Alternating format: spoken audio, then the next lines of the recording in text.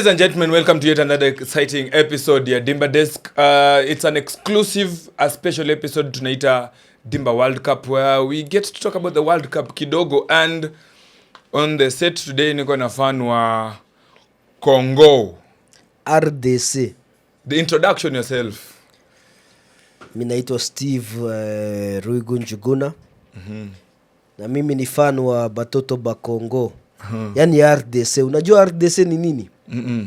Republique Democratique du Congo. The Democratic Republic of Congo. Hii ndio timu yako yenye mnakuja mnaeka basi alafu mnangojea kuona the best of the best. Huko na tukieka mtu fimbu na fimbu. But of course World Cup lazima support a homegrown talent. Na Congo unajua ni timu ya Afrika Mashariki.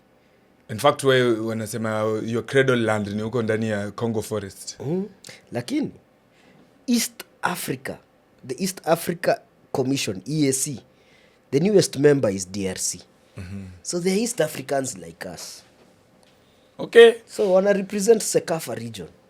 Now, maybe just an overview of the World Cup so far, 48 teams. Is it a format that works or it's failing? I think 48 teams is good. Initially, I had my doubts about it, but it's given an opportunity to show so much talent that we wouldn't have seen otherwise. Teams like Uzbekistan from Asia, wamecheza fiti sana, despite being in a very tough group. They held their own. You look at guys like Curacao, despite kunyoroshwa 7 na Germany, they went on to their next game and held Ecuador to a goalless draw. You look at teams, basically, there are so many teams, and look at Africa. Remember, there was that whole debate where, why should Africa get more slots? Why should Africa get more slots? Then 9 out of 10 African teams qualified for the knockout stages. For the knockout stages, even more than Europe, even more than Asia, more than any other continent. So it is just a good indictment of the talent globally, and it's giving a lot of teams an opportunity to showcase how good they are. Is it the first time it's being co-hosted by a couple of countries? Like now this time round it's Mexico with Canada and USA. The thing is, it's not the first time it's been co-hosted, because even in 2002 it was China, South Korea and Japan. But it's the first time it's been co-hosted in the North American continent, because you look at America, they've hosted it before in 1994. Mexico had hosted it 3 other times in 78 and in 1970. So you look at it, the coordination, the logistics have been so difficult because of the political issues. Teams like Iran having their own issues. A lot of the African teams didn't have their fans there because they weren't given visas. But at the same time, you also look at the beauty of the whole thing, because it's very metropolitan. America is a country that's a melting pot of culture. There are representatives from all over the world. So there are people who, kids who've never been really born in Africa, but they are Congolese, they were born in America. So their Congo is playing in their town, they're able to at least feel African. So there's that. But I would say there's been more question marks than positives when it comes to that shared experience, because a lot of the teams have complained about the hospitality. South Africa arrived there, the host Mexico were not even there to meet them on the runway, and they gave them poor accommodation. Japan were training in some open playground where they kept on being disturbed by kids for photos. So these things never miss in any World Cup, but let's just say so far so good. So good. A lot of upsets and surprises in the tournament so far. Germany, Netherlands bowing out of the tournament. Was it expected? I expected Netherlands to be beaten by Morocco. I fully expected that, because Morocco, people forget Morocco were 4th in the last World Cup. Morocco are playing at a much higher level than Netherlands, and Morocco have better players overall than Netherlands. if you go man for man, the 11 for 11 squad, you'll realize that, Netherlands may have a few players like Van Dijk, may have Cody Gakpo up front, but man for man, Morocco has better quality going forward and have played at a higher level. 2 times right now they've gotten to the semis of the AFCON. They were at the final. Some say they were champions. They were not. Those were boardroom champions. Some say they weren't. The jury is still out. There's still a question mark on that final. But they are much better players. They have arguably the best right back in the world, Achraf Hakimi, in that team. One of the best goalkeepers in the world, Yassine Bounou. One of the best left backs in the world, Nusa. Yeah, Mazraoui. Yeah, hiyo ungekosa kutaja. Yeah, but overall you look at them as a team. Saibari, who's just recently signed for Bayern Munich, just quality all over. Germany, I didn't expect it, honestly. Germany is my team usually whenever I go to the World Cup. I've followed Germany loyally for a long time. And this is the one time I thought that maybe with some players, going slightly past their peak. Kimmich is past his peak. Neuer, I don't think Neuer should have even started. But although he played well in some games, but I really thought that Germany had a squad that was good enough to challenge the top 3. And the top 3 in my estimation right now is Spain, Argentina, and France. I really thought Germany was the team that would challenge them. But they slipped up against Paraguay. And it's not so much as slipping up, but there was also that goal that was ruled out, which was a very contentious decision, 8 minutes from the end of extra time. But also, they are Germany and Paraguay is Paraguay. A team like Germany should be able to beat Paraguay. Yeah. So that's something that they will have to sit down and assemble themselves and see how best they can do that. But yeah, I'm very impressed by the quality of football being played overall. Many are saying this is a World Cup that will see most veterans seeing an end to their watch. Likes of Messi, Ronaldo, Ochoa, maybe Neymar. We don't know. Is it time to get sentimental with such superstars? Maybe not, because at the end of the day, it's the player who will decide when they are ready to go. Yeah. Look at Cristiano Ronaldo going. He's 40, but you might think he's 35 or 36. The way he takes care of himself, you don't know if he'll be there 4 years from now. I think there's I don't know if it's a joke, but there's a quote of Ronaldo saying Ronaldo Jr. Wants to play with him. Yeah, Ronaldo, that's not actually a joke. It's a quote. He said he wants to play with his son, the way LeBron played with his in the NBA, which is quite possible. Although in Saudi Arabia anything is possible. But yeah. No, they want to play in the national team together. That'll be a bit difficult, but his son is good. That's the one thing I can say. His son is talented.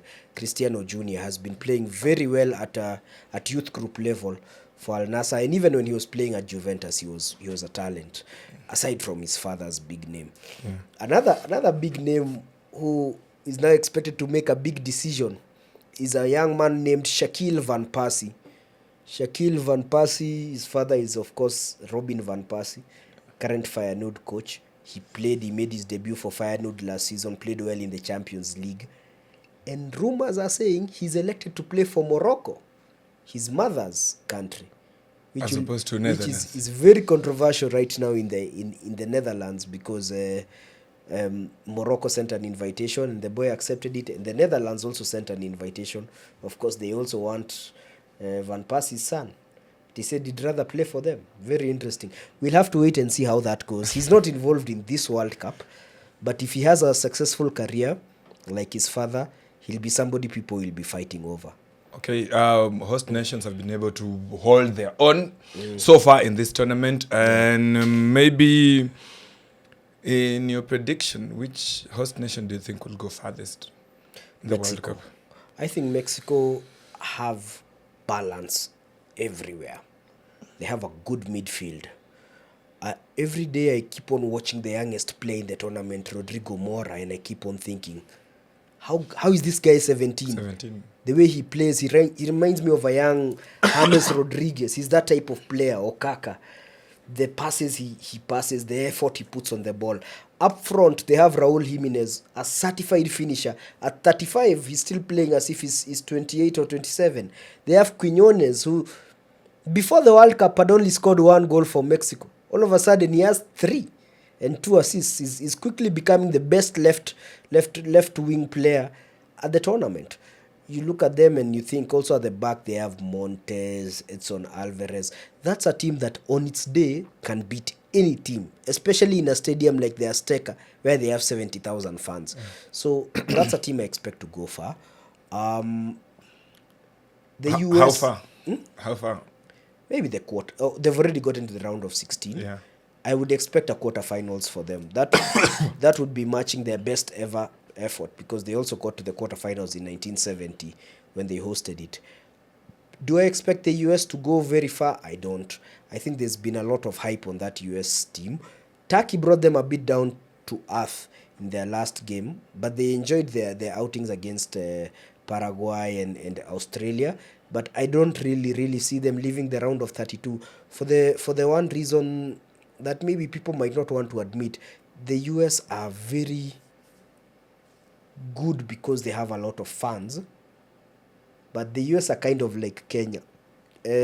Kenya tukifungwa bao moja mafans wananyamaza. And I came to realize that with the US. Once they look like they're playing badly, instead of like cheering the team on, they turn on the team. So now it becomes extra pressure. And then the quality they have at the back is not as good as they have at the front. They are more or less like a Ferrari that at the back has bicycle wheels. Yeah. So hapa mbele ni Ferrari inaweza kimbia, lakini hapa nyuma ni pikipiki. So that's my analogy on the US. Canada have played very well. They've made it already to the round of 16 at the expense of South Africa. But also the fact that they don't have Alphonso Davies fully fit, and also the fact that Kone broke his leg, he was really important for them in the midfield. Yeah. I feel like even if they leave now, they'll already have had a very respectable World Cup showing. So far, so good for them. Yeah. Okay. Breakout teams in this tournament. You've already talked about Morocco. There's Norway and also Cape Verde. End of the road for them? It's going to be difficult for them to go forward. Not because they're not a good team, but because they also don't score any goals. I mean, you got 3 draws in a group with Spain. That's fine. But the concerning part is that they're not scoring. Yeah. They're not scoring. And even when they score, they're not scoring fast. They're scoring to equalize, or they're scoring to... They have very limited options up front. And also, they are also a bit... Wako na uzoefu, they're experienced, but they don't have the youthful exuberance. You know, guys like Giovanni Cabral is in his late 20s. Ryan Mendes, the captain. They are not built to go forward because maybe they would miss an attacker or two. Yeah. So that they would have that specific edge. But kudos to all of them for the work they've done so far in the tournament. And then talking about dark horses, Norway or Paraguay? Paraguay have already shot way above their height, according to me. I think they've done very, very well for themselves. And after beating Germany, I think they'll believe that they can beat any team. But I think also this is the end of the road for them. That game was too energy sapping for them. Norway, you can't be carried by Haaland the whole time. You can't be carried the whole tournament through by one player. You'll have to have that share of responsibility, and I don't think they have that. So I also don't think they'll go past this coming round of 16 because they are facing Brazil. And you know who Brazil has at the back? They have Marquinhos and Gabriel. Those are the 2 defenders, central defenders, who've been able to stop Haaland in the last 2 seasons. Marquinhos is the reason why PSG always thrash Man City. And Gabriel is the reason why Arsenal were able to get the mental edge over Man City in the last 2 or so seasons, the times they've played each other. So he's not going to get it easy. Tuseme sasa, if he gets Norway past Brazil, then I'll lift up my hands and say He's the man. he's the man. But I know he won't. Okay, the GOAT debate started off fiercely, but now I think there's little Ronaldo fans can say to save their GOAT. Do you think the next match will be a moment for him to maybe give his fans something to talk about? The thing is, Ronaldo fans and Messi fans would have spoken even if he had scored 7 or 8 goals. The GOAT debate will never end. And it will just consistently keep evolving. There was a GOAT debate 20 years ago before these guys were this good. Okay. It was Pele versus Maradona. You know, so there's always going to be a GOAT debate. By the time our children are our age, there's probably going to be Mbappe versus Haaland or Mbappe versus whoever over the GOAT debate. The GOAT debate constantly evolves. People forget how good people are because time always passes. So sometimes I would say for all the fans, we can just cherish and enjoy the moments we have with these two icons of the game. Who are possibly playing in their last World Cups. Okay. Golden Boot prediction? Lionel Messi for me, definitely. But if Argentina suffer a shock loss, then it will be Kylian Mbappe. He's looking a bit unstoppable right now, and France have really seemed to figure out that attack, especially after now putting Michael Olise as number 10, and then putting a front three of Bradley Barcola, Mbappe on the left. Bradley Barcola on the left, Mbappe in the center, and Dembele on the right. That front four it's just mesh because everyone can play everywhere. And they are such good finishers, all of them. You don't give Olise space, he'll punish you. You don't give Barcola space, he'll also punish you. The same with Mbappe, they can score out of nothing. And Dembele, Ballon d'Or winner. So basically, the question was still on the Golden Boot. Mbappe, if Messi is not able to get it. But that's a big if, because if Messi gets to the final, then he's the Golden Boot. What if it's Messi versus Mbappe in the finals then? Well, that can't be predicted. You can remember how last time went. It felt like at some point it was a final between the two of them because they both scored twice. And Mbappe led a very interesting comeback.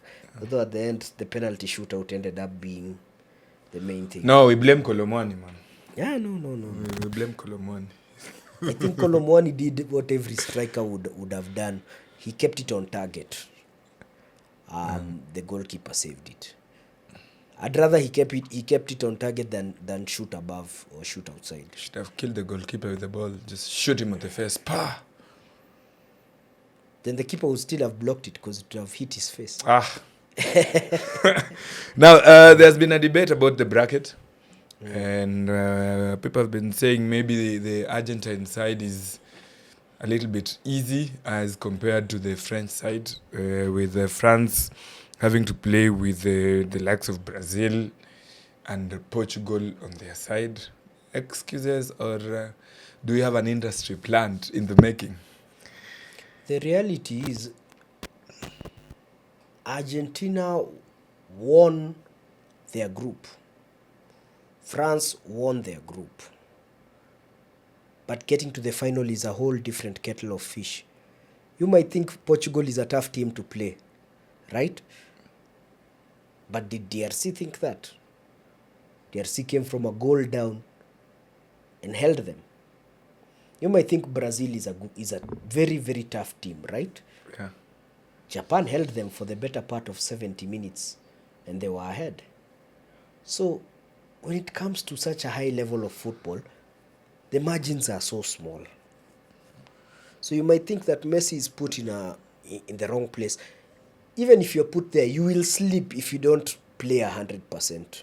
For you to get to a World Cup final, whatever side of the bracket you're put, you will have to play 100%. That's why France has not, and it's not only the World Cup, also the Euros or things like AFCON. That's why France, since 2000, they've never won the Euros. Yeah. Because they'll be like, we won the World Cup last year, as we'll definitely get to the Euros. Last time I think na Switzerland or something. It just takes one mistake, one faulty back pass, this and that and that, and people steal your so-called easy game away from you, like Germany yesterday. Same situation. Okay. Now, there are different matches tonight. England versus DR Congo in Atlanta. Tell me about your team. Is Congo ready to face England? I think Congo is ready to face anyone.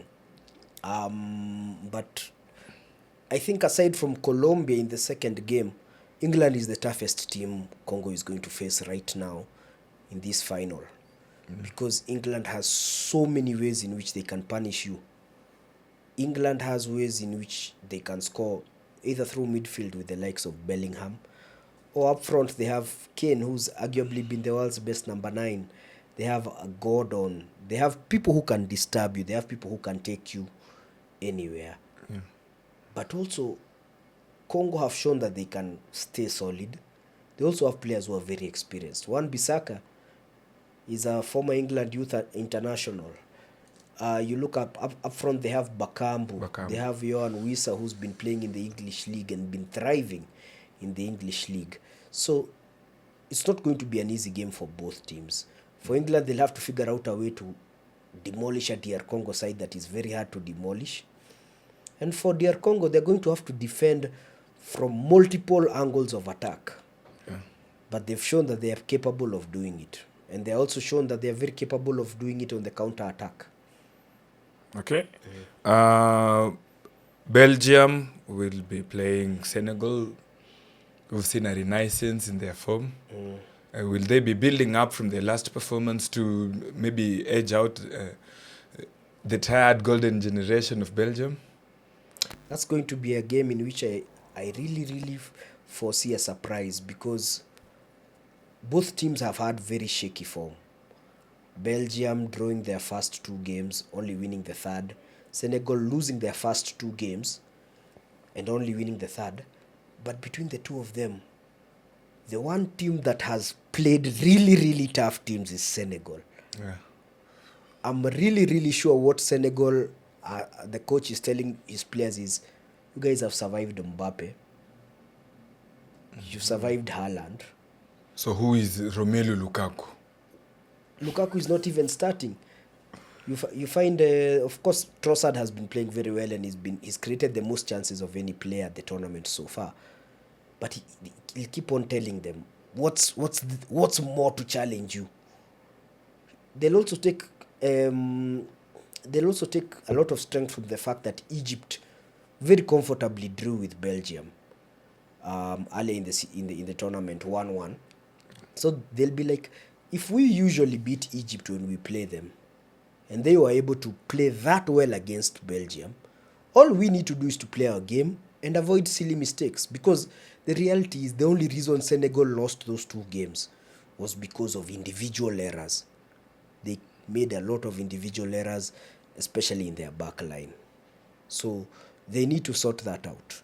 But otherwise, for me, I honestly see like they're the favorites going into this one.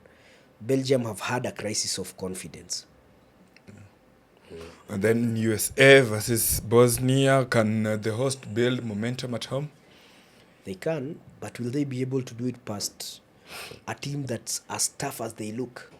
You look at Bosnia, the likes of Zeko in there, a certified goal scorer anytime he plays. Sead Kolasinac at the back, he's been a rock. It's going to be a tough game for the hosts.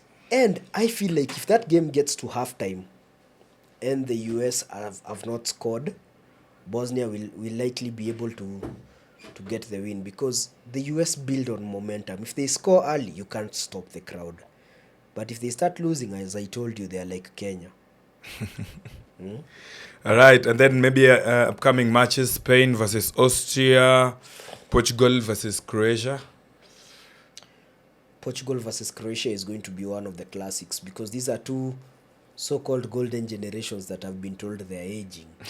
The Perisic's and the Modric's of this world versus the Ronaldos. I think that will be a game that will be so tactical. Roberto Martinez and Zlatko Dalic are two good coaches.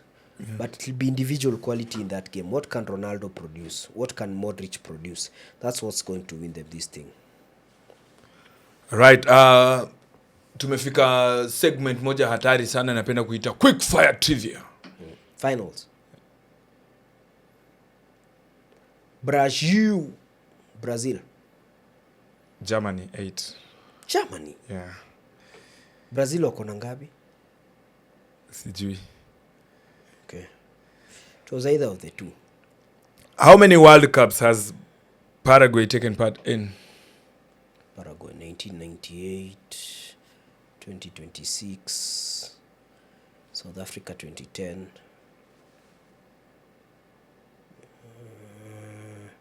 Wanchope alikuwa Paraguay ama alikuwa 4? 9.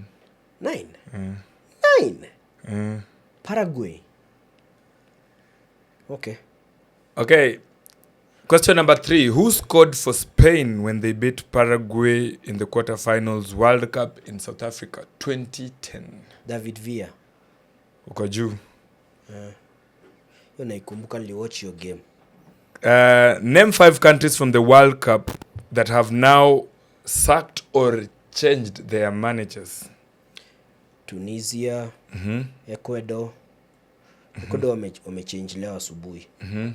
So that makes it 6 then, if you're adding Ecuador. Tunisia, Ecuador. Sacked or changed. Hata kama may resign, yeah. Sweden wamechange. Nilikuwa na bahatisha hiyo. Iko. Acha nitafute Turkey. Acha nitafute tu teams zenye zimeeliminatiwa.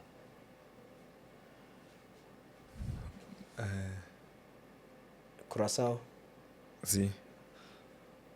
Kuna former Barcelona coach alijiuzulu. Koeman. Dutch. Uzbekistan. Nope. Aniambie tu. So Czech Republic, Netherlands, South Korea, Scotland. South Korea ndio nilikuwa natafuta. South Korea, Scotland, Tunisia and Ecuador. Yeah. Nimesema Ecuador. Sasa hiyo Ecuador ndio ya sita. I just had 5. Okay. Last question. Who is the player with the most World Cup knockout goals? How many? Knockout goals.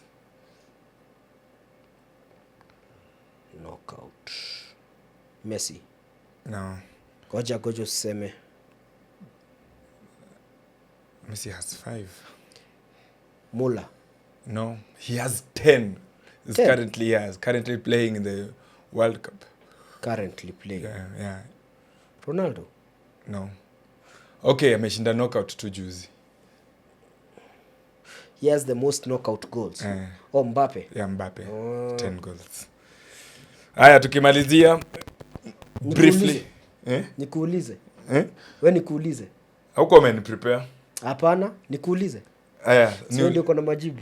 Niulize haraka juu sasa. Who is the oldest goal scorer in the history of the World Cup? Rahisi. Messi. Ronaldo. He's African. Abubakar. He's from Cameroon. Eto'o. From Cameroon.